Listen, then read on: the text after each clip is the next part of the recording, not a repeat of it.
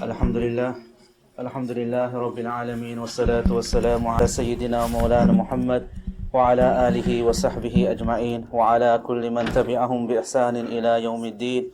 Amma ba'd, fa'udhu billahi minash shaitanir rajim. Bismillahir rahmanir rahim. Inna as-sam'a wal basara wal fu'ada kullu ulaika kana anhu mas'ula. Amma ba'd. My dear respected brothers, elders and sisters, Assalamu alaikum wa rahmatullahi wa barakatuh. Last week I spoke about the verse regarding the hearing, the seeing and the heart, and I mentioned a few things regarding the ills and how to avoid looking at people, or how to avoid hearing things, bad things, and the way, the manner, and some of the points which is beneficial to us. I'd like to add a bit to that in terms of the tongue as well, where Rasulullah sallallahu alaihi wasallam says in a hadith that majority of the people who will go to hellfire are those people who couldn't control two organs or two parts of their body, and that is that part between the two legs and that part between the two cheeks. That will take majority of the people in hellfire. Often there are many ahadith regarding the ills of talking evil things and saying bad things generally. Again, like I said last week, it's similar to how where Allah subhanahu wa ta'ala has said in verses of the Quran and Rasulullah sallallahu alaihi wasallam said in a hadith that you shouldn't look at those things, so we understand. We shouldn't hear those things, so we understand. But sometimes we don't look beyond that, and as I said last week, we think, well, we may be told not to look at something, and we do that, it's quite explicit, but then it's the manner of how we look at something as well, by looking down upon someone. And in the same way, talking bad things, swearing, many people will know, and will know that using vulgar language, it was a habit of Rasulullah sallallahu alaihi wasallam. He was not obscene, he was not vulgar in speech. And in the Quran, Allah subhanahu wa ta'ala says, Inna ankara al-aswati la sawtul hamir. The most evil, the most detestable of noises is the braying of donkeys. And that's after a list of advice of Luqman to his son about what he should do. And at the end, Allah subhanahu wa ta'ala speaks about the arrogant behavior of someone, how he behaves with other people and how he talks. And someone who is always loud and putting down other people, Allah subhanahu wa ta'ala equates that to the braying of donkeys. So we understand that, but sometimes it's also the fact that how we speak. And sometimes we don't understand that there are times when someone wants something from us.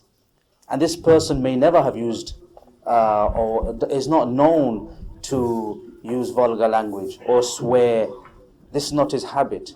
But then he still irritates people in the way he speaks.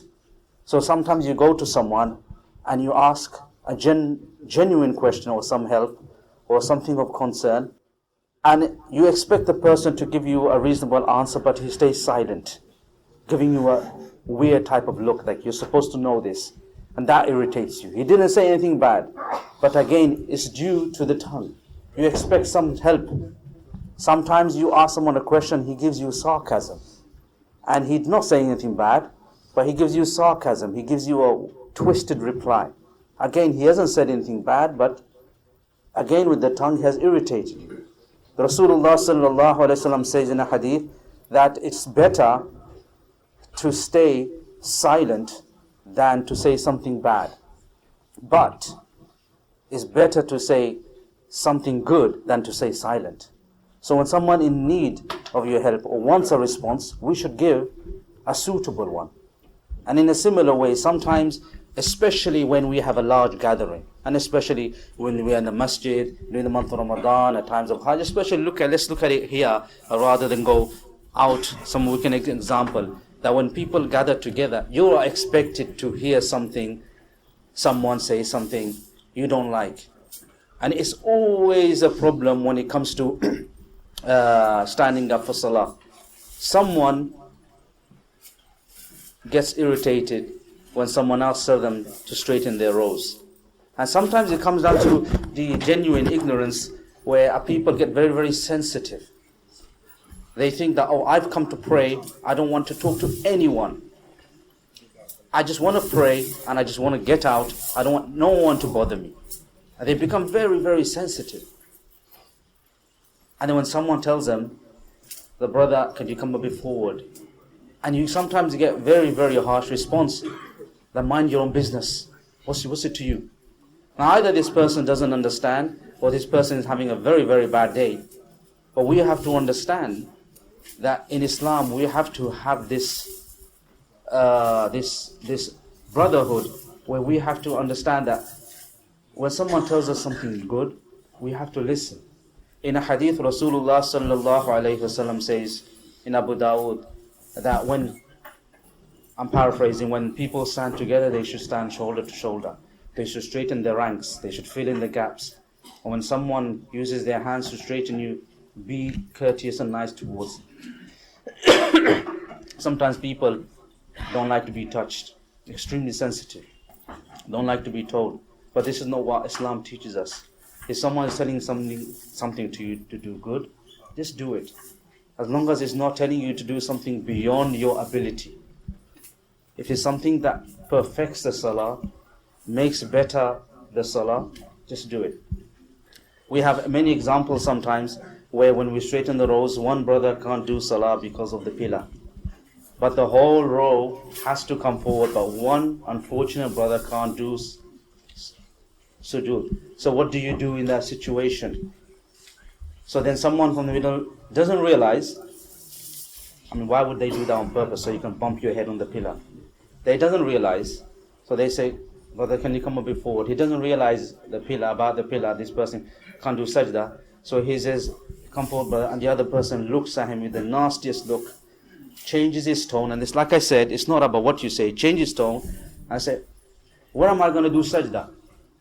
He uses a much more rough tone. I'm not good at imitating. But the person who listens should have stayed quiet. But that's quite, it can make someone very angry, especially if someone with a very harsh personality. Remember, we're all together. We all got different personalities. I've said this before. Someone with a rough personality, you talk to like that, he will respond. He shouldn't. So this person says, we need to straighten the rows, and then the voices go up. We are just about to pray the salah. We're just about to pray to Allah subhanahu wa ta'ala, and then the fight goes on just before salah. We should have an understanding. But the question still remains, okay, for the whole of the row has to come forward. So what's the poor guy going to do who's going to do sajda on the pillar? Look, worst case scenario, you leave that gap. Put a child there. Put someone shorter there. And if that doesn't happen, everyone's tall on that row, you do as much as you can. Even if you cannot perfect your sujood, your salah is accepted. According to the fuqaha, the jurists. You see this problem, how do you think this problem is solved when you go to Makkah? When you go in the month of Ramadan? When you go to Hajj? And when you people right in front of the Kaaba, how much gap do you think they have in between? They don't have enough gap. So how do the people do sajda? The fuqaha and many people, what they do sajda, and I wouldn't recommend this. I don't recommend this at all here because we're very sensitive. Some people do sajda on the back of the other person. They literally do sajda on the back, but don't try that here.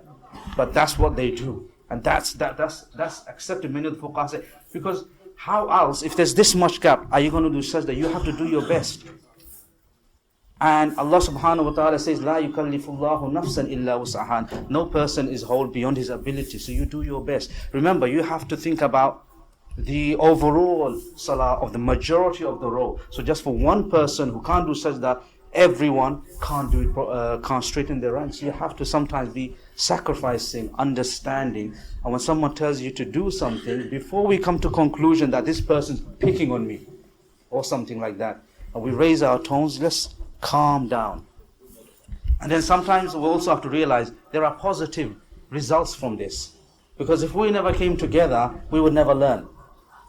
And if we never came together and did those things, and sometimes these things may happen, then imams wouldn't have to make this announcement and we wouldn't learn anything. Sometimes people come and there will always be someone doing something wrong. It's just when we get together, you're going to find someone who's going to do something silly. No matter how much announcement the imam makes, it's a reminder for everyone. Someone will come and will smoke a cigarette just before Jummah. Either he doesn't know or he doesn't care. He'll come and smell with the smell and he'll irritate everyone. So the imam will have to remind everyone.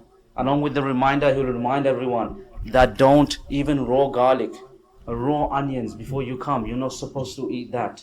And this is where the influence comes from of that smoking. Obviously the Sahaba didn't smoke, but raw garlic and raw onion, it's an inconvenience to other people who are praying next to you. Smell of sweat. During the time of Rasulullah sallallahu alaihi wasallam, that happened because the roof was very low and people used to be very squashed, and then the smell of sweat used to come because the Sahaba were working during the day in the heat of Arabia. You can understand. So the Prophet sallallahu alaihi wasallam reminded them to have a shower before they come. So when we get together, someone's going to do this. Yes, it's going to be so hard, unfortunately, if you're right next to that person. But you can either tell that person after salam kindly, and if he doesn't listen to you and he retaliates, just stay quiet. Because you're not going to force him and drag him to the shower and give him a shower. So you've done your job. You've done your response. You reminded him. You can tell the imam will remind. But it's the same thing. It's we as Muslims, when we get together, we learn about these things and we have to look at it in a positive light. So when we get together, sometimes it's understandable. It's not like, in Islam, everything is humpty-dory and everyone has to be smiling and happy. There are times it requires a person to be annoyed and angry.